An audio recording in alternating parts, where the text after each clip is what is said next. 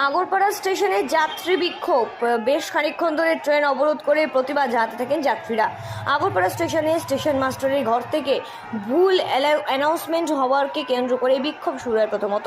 পরবর্তীতে যাত্রীরা অভিযোগ করেন যে স্টেশন মাস্টার মদ্যপ অবস্থায় ছিলেন এবং দুর্ব্যবহার করেন, এবং এই প্রতিবাদেই কিন্তু যাত্রী থেকে শুরু করে এলাকার মানুষেরা চড়া হন স্টেশন মাস্টারের ঘরে।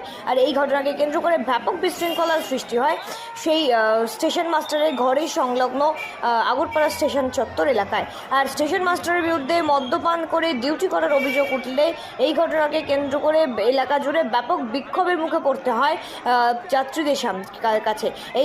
এই খবর সংগ্রহ করতে গেলে স্টেশন মাস্টারের ছেলের পরিচয় দিয়ে সাংবাদিকদের উপর চড়াও হওয়ার অভিযোগ ওঠে। সাংবাদিকদেরকে মারধর করা হয়, এমনকি হুমকি পর্যন্ত দেওয়া হয়। একজন রেলের আধিকারিক না হয়েও তিনি স্টেশন মাস্টারের ঘরে কিভাবে বসে থাকতে পারেন, স্টেশন মাস্টারের ঘরের ভিতরে তিনি ঢুকে কিভাবে একজন সংবাদ মাধ্যমের কর্মীর উপর আক্রমণ করতে পারেন, এই নিয়ে কিন্তু একটা উঠছে প্রশ্ন। আর এই ঘটনার পরেই আরও ক্ষিপ্ত হয়ে ওঠে যাত্রী থেকে শুরু করে এলাকার মানুষেরা। তারা রীতিমতো চড়াও হন এবং এই ঘটনাকে কেন্দ্র করে আগরপাড়া স্টেশন চত্বরে ব্যাপক বিশৃঙ্খলার সৃষ্টি হয়। কিভাবে একজন সাংবাদিককে আক্রমণ করা হয়, মারধর করা হয়, কেন একজন সাংবাদিককে, আর এই ঘটনাকে কেন্দ্র করে ক্রমশ উত্তপ্ত হয়ে ওঠে। তবে ইতিমধ্যেই সেই ঘটনার খবর পেয়ে সেখান থেকে চম্পট দেন সেই স্টেশন মাস্টার এবং তার ছেলে, এবং পরবর্তীতে সেখানে খবর পেয়ে ছুটে আসে রেলের আধিকারিকরা এবং রেলের পুলিশ আধিকারিকরা। তারা ছুটে এলে তারা গোটা বিষয়টি তদন্তের আশ্বাস দেন এবং সেই বিষয়ে ইতিমধ্যেই যেই স্টেশন মাস্টার এবং তার ছেলে দুজনকে তদন্তের জন্য তাদেরকে ডেকে পাঠানো হয় এবং স্টেশন মাস্টারকে সেখান থেকে বরখাস্ত করা হয়। এবং ইতিমধ্যেই কিন্তু এই গোটা বিষয়টা নিয়ে তদন্তের আশ্বাসও দিয়েছে রেল আধিকারিকরা।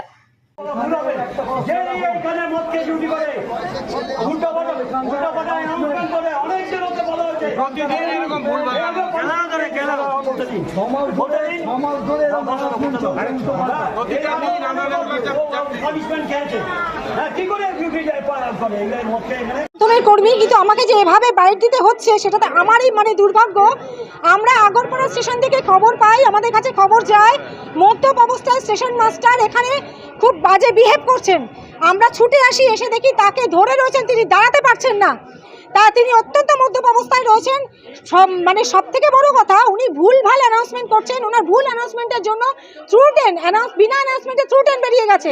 দিনের পর দিন নাকি এরকম প্রাণঘাতী দুর্ঘটনা ঘটছে ওনার অ্যানাউন্সমেন্টের জন্য, দিনে এবং রাতে। আমরা এসে তাকে মদ্যপ অবস্থায় ধরি এবং সেই অবস্থায় যখন আমরা খবরটা করছি সেই সময় হঠাৎ একজন ওই স্টেশন মাস্টারের ছেলের পরিচয়ে এই রেলের অফিসের ভেতর, এই অফিস ঘরের ভেতরে ঢুকে সবাইকে হুমকি দেওয়া শুরু করেন। আমি বুম নিয়ে তাকে জিজ্ঞাসা করি যে আপনি কে? বললে যে আমি ওই স্টেশন মাস্টারের ছেলে, পেশায় আইনজীবী। একদমই তাই, ছেলে পেশায় আইনজীবী। আলাম পেশায় আইনজীবী, আপনি এখানে রেলের অফিসে কি করছেন? বলছে আমার বাবাকে মারধর করা হচ্ছে, আমি বাবাকে বাঁচাবো না, তার গায়ে হাত দেওয়া হয়নি। আমি তখন বলি যে আপনি রেলের অফিসের ঘরে কি করছেন? আপনি আইনজীবী। আমার বুম ফেলে দেওয়া হয়, আমার গায়ে হাত দেওয়া হয়, আমার ক্যামেরা পার্সনকে ধাক্কা দেওয়া হয়, লাইট ক্যামেরা ভেঙে দেওয়া হয়। তারপরে উনি কিন্তু তখন অলরেডি এই রেলের অফিসের ভেতরে দাঁড়িয়ে আছেন। এবং তখন সব থেকে আশ্চর্যজনক, তখন রেলের দুজন কর্মচারী, একজন ক্লার্ক, তার সামনে ঘটনা ঘটছে এবং ভেতরে একজন মহিলা রয়েছেন, তিনি সামনে ছিলেন না, ভেতরে ছিলেন। ওনার ক্লার্কের সামনেই ওই রেলের অফিসের ভেতরে এই ঘটনা ঘটছে। তিনি কিন্তু কোনোভাবে কোনো বাধা দেননি। উনি যখন আমার গায়ে হাত দেন, আমি তার দিকে একটাই প্রশ্ন জিজ্ঞাসা করে ভেতরে ঢুকি যে আপনি আমার গায়ে হাত দিলেন কেন? 3 নম্বর গাড়ি থাকে, উনি বলবে 1 নম্বর, যদি 1 নম্বর বলে যেতে 4 নম্বর, রেগুলার যেরকম বলতে থাকে সে মানুষ যাবে কোথায়? উনি ভান খেয়ে থাকে না, মদ খেয়ে থাকে, বুঝে পারি না। আসে তাকে প্রায়োরিটি দিচ্ছে, তাই আসছে তো রোজ মদ খেয়ে 3 নম্বরে ছুটেন যাচ্ছে। রেল কোম্পানি জানে না, এই যে যারা টিকিট কাউন্টারে বসে তারা জানে না, রোজ ড্রিঙ্ক করে এখানে অন ডিউটিতে থাকে এবং এখানে বসে মদ খায়, রুটি দিয়ে, পেঁয়াজ দিয়ে, সবজি দিয়ে মদ খায়। আমি নিজে রোজ দেখি, আমি সেভার টাইম বলেছি তুমি এই জিনিসটা করবে না, তুমি ড্রিঙ্ক করে ডিউটিতে আসবে না। সবাই জানে, শুধু তাই নয়, এই যে প্রায় সিঁড়ি ওভার ব্রিজ আছে, ওখানে মদ খাওয়া হয়, গাঁজা খাওয়া হয়, এগুলো আরপিএফ এবং জিআরপিকেও যখন পাই আমি তখনই বলি। আমি ডেইলি 11:30-12 পর্যন্ত প্ল্যাটফর্মে থাকি, কিন্তু কোনো আজ পর্যন্ত তার কোনো প্রতিবাদ হয়নি, প্রতিকারও হয়নি, ঠিক আছে। প্লাস আর একটা ডিমান্ড আমাদের আছে, আজকে 1 বছরও উপরে হয়ে গেছে, আমরা 1000 লোকের ডেমনস্ট্রেশন দিয়েছি ডিআরএমকে, কিন্তু আজ পর্যন্ত প্ল্যাটফর্ম উঁচু হলো না।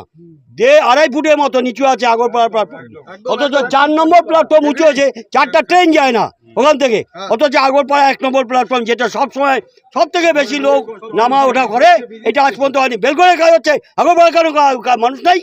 আগরপাড়ার লোক মানুষ না, তারা ভাড়া দিয়ে টিকিট কেটে যায় না। মহিলাদের উপর বরাবর নির্যাতিত হচ্ছে, এগুলো কি হচ্ছে? এগুলা প্রশাসনের তো দেখছে না, দেখছে না। সেটার জন্য নিরাপত্তা পাচ্ছে কোথায়? আজকে পাচ্ছে কোথায়? আরজি করের পর থেকে আজকে কোনো মেয়ে আজকে শান্তিতে আছে ঠিকঠাক? আরজি করে আজকে এত বড় ঘটনা হয়েছে, তারপর দিয়ে কোনো মেয়ে কি ঠিকঠাক আছে? তারপরে দিনের দিন রেপের কেস বেড়ে যাচ্ছে।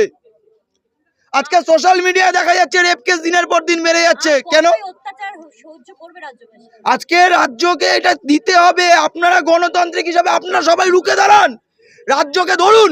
চিরজীবন হয়ে যাচ্ছে, চিরজীবন এটা হয়ে যাচ্ছে। এটা খারাপ কি আছে?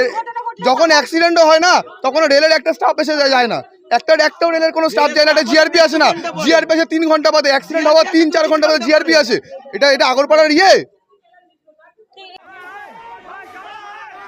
আগরপাড়া থেকে সেঞ্চুরি পোদ্দার রিপোর্ট, সঠিক বার্তা।